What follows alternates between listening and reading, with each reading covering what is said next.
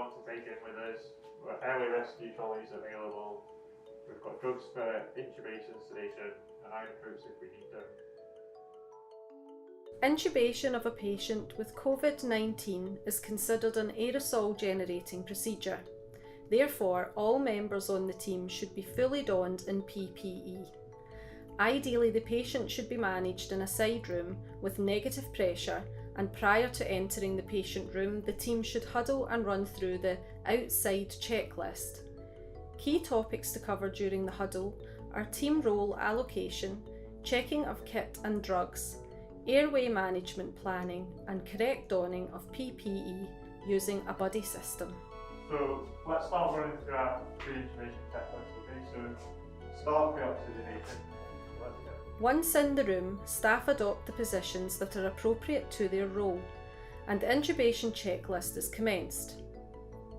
Important points to note in the intubation checklist include role allocation, equipment checking, and a run-through of drugs that are going to be used. The plan for a failed intubation should also be discussed prior to commencing the intubation.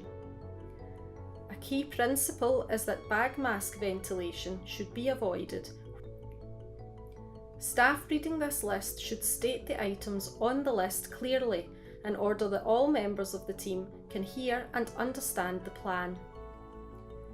Communication is more challenging whilst donned in full PPE.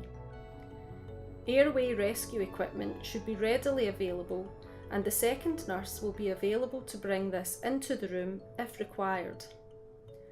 Please note that this nurse is considered contaminated if they enter the room at any point during an aerosol generating procedure.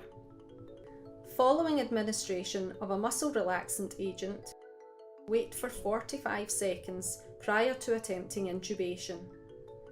During this time, you should avoid bag mask ventilation if possible, and ensure a good seal between the face mask and the patient's face to reduce the risk of aerosolization. After 45 seconds has elapsed, perform laryngoscopy using a disposable laryngoscope or videoscope if available. Once the ET tube is successfully inserted, ensure the pilot balloon is inflated prior to providing any positive pressure ventilation. The ET tube should be connected to the ventilator circuit as shown.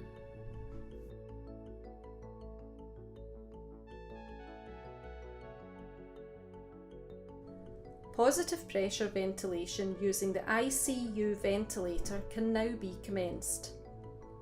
Confirm ET tube position by confirming a capnography trace. Once the ET tube position is confirmed, refer to the intubation checklist again and discuss lung protective ventilation and the post-intubation checklist, which includes commencing sedation, assessing hemodynamics, and considering the need for insertion of an NG tube, central venous access device, and urinary catheter. Once this checklist is completed, staff should prepare to exit the room for doffing of PPE equipment. Okay, so exit checks. Anyone notice any PPE issues? No. Kit issues and decontamination? Don't think we had any problems, did we? Intubation sticker we'll put in the notes. Chest x-ray we'll order. Any points to debrief or any learning issues?